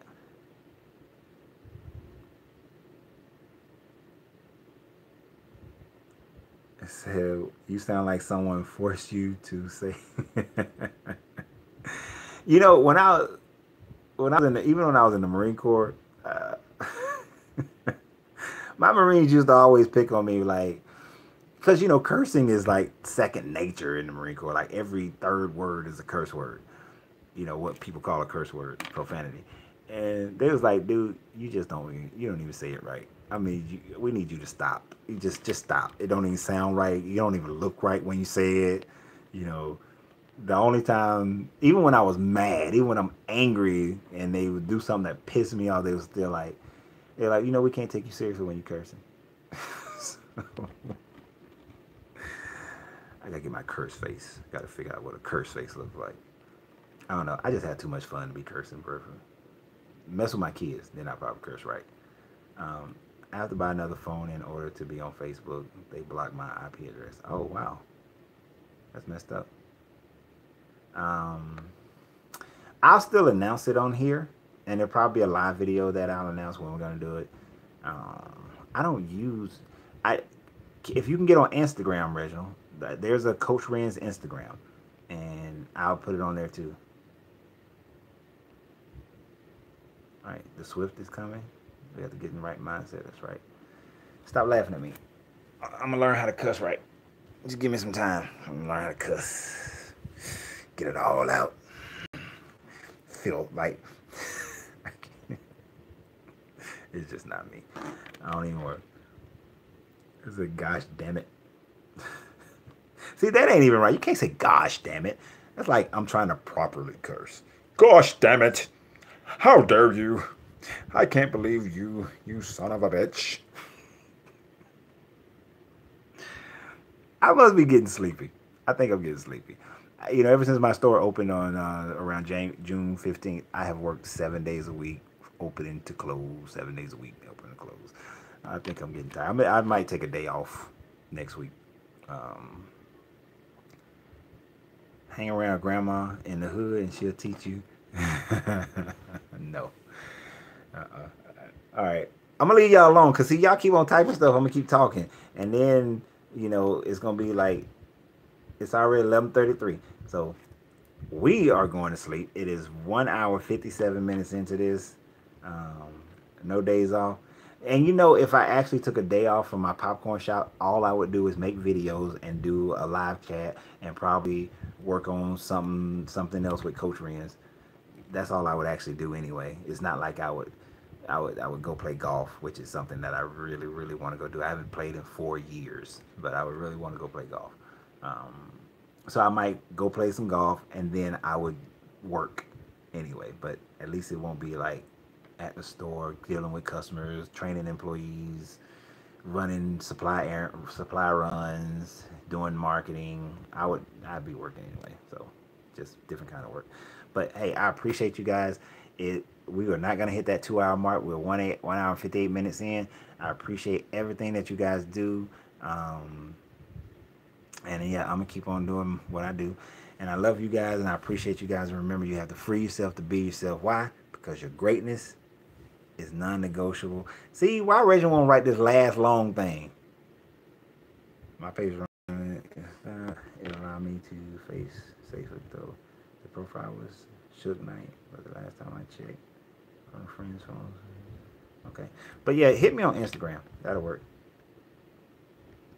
Hit me on Instagram. But good night, everybody. I appreciate it. Free yourself to be yourself because your greatness is non-negotiable.